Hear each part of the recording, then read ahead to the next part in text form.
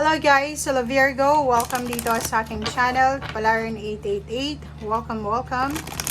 Alamin natin Virgo kung ano ang messages, vibration, gabay, energy para sa lahat. Okay, ito ay general reading. So, pwede kang makaresonate. Gamitin mo ang iyong intuition sa panonood, Virgo. First 15 days ng May 2024. May 1 hanggang 15.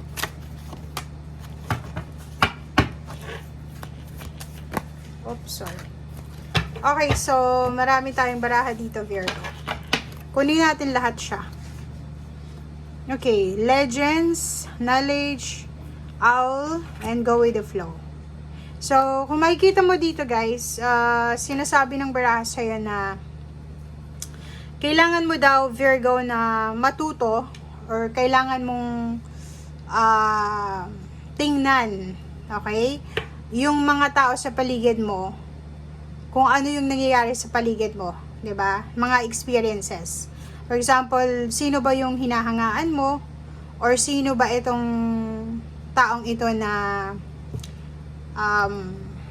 pakiramdam mo, resonated yung energy mo or pareho yung experiences mo.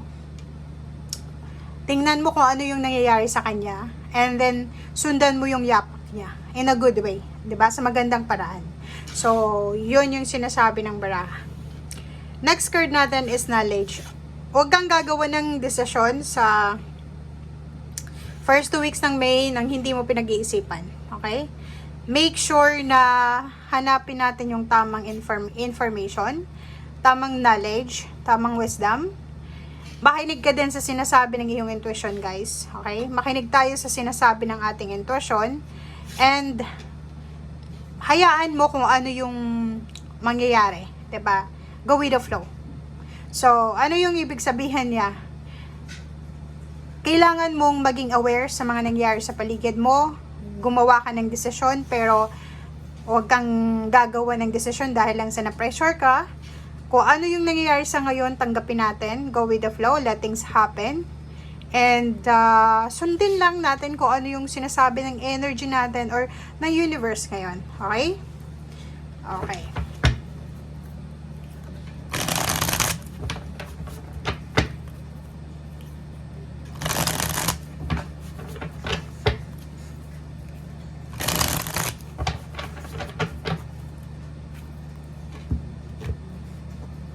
Oops, sorry. Oh. Okay, so 3 of Swords and 4 of Wands.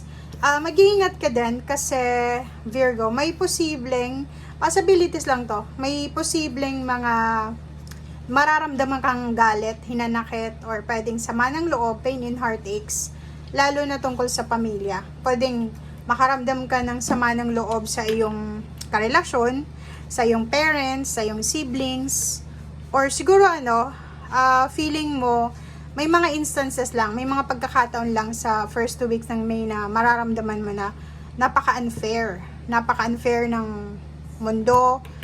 Parang may konti kang galit. Pero, ang nakikita natin dito na kung ano man itong dahilan ng pain and heartaches mo, ng pagluha mo, ay posibleng magkakaroon ng endings. So, meron reconciliation, renewal of relationship, or kung ano pa man siya. So, yan ang nakikita natin sa ngayon.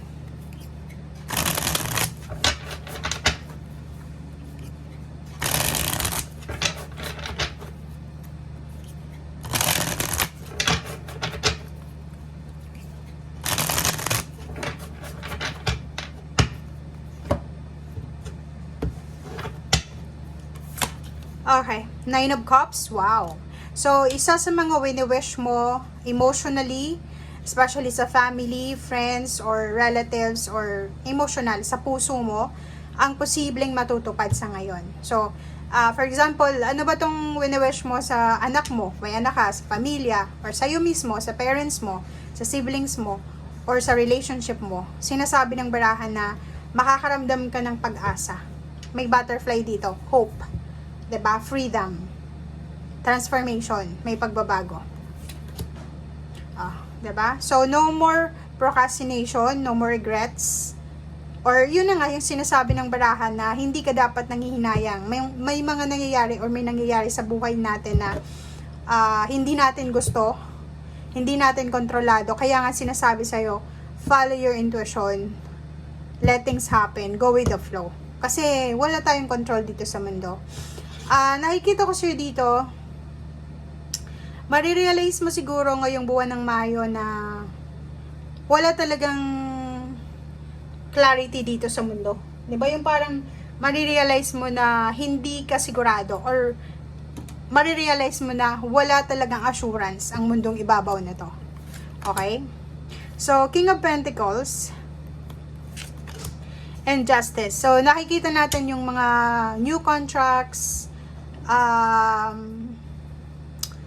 karmic justice ito. May mga bagong kontrata, bagong relationship, may kakasal, pwedeng may mga pagbabago ditong magaganap, especially sa iyo mismo, okay? Na pwede mong pagkakitaan. So, if you're looking for a new contract, renewal of contract, or bagong source ng financial income, sources, or resources, sinasabi na posible to. Okay?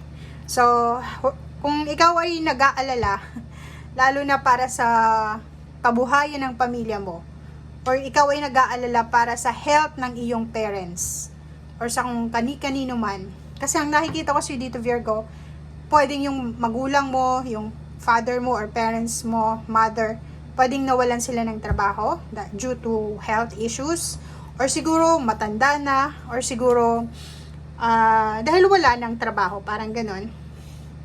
And nakikita ko sa'yo dito na isa yun sa pwedeng fear na meron ka. Matatakot ka eh. Kasi alam mo na medyo nagkakaedad na sila. Kailangan nila ng financial support. Pero yun na nga, makakaramdam ka dito na unfair yung mundo. But yun na nga, Page of Wands, sinasabi, and Page of Pentacles na wag mong i-conclude, wag mong tapusin yung nangyayari sa'yo sa ngayon. Kasi hindi pa tapos eh. Wala kang control. Hindi mo alam. Unexpected kasi eh. It's either ngayon wala silang trabaho or wala kang trabaho. Maybe few days from now, magkaroon sila. Diba? Unexpected eh. Huwag tayong maniwala na kung anong nakikita natin sa ngayon, ayan na yan. Pero sa kasalukuyan, yun nga yung sinasabi, go with the flow lang muna tayo. Eight of Pentacles, kita mo, may future dito na posibleng may freedom na mararamdaman sa trabaho. So, pwedeng sa ngayon, wala ka pang freedom sa financial mo. Sa ngayon, hindi pa masyadong maganda yung takbo ng financial mo. But, kung makikita mo dito, sabi sa'yo dito ng Queen of Pentacles, Queen of Wands, parating na yung freedom, parating na yung positivity, lalo na sa usaping trabaho. Or pwedeng ikaw yan, unexpected na walan ka ng trabaho. Okay? So, yun, Six of Wands, sinasabi na, nasa iyo pa rin ang huling victory. Nasa iyo pa rin yung halakhak. Nasa iyo pa rin. Makukuha mo pa rin yung success, makukuha mo pa rin lahat ng mga sacrifices mo. So, yun, laban lang sa ngayon. Okay? Thank you guys. Bye!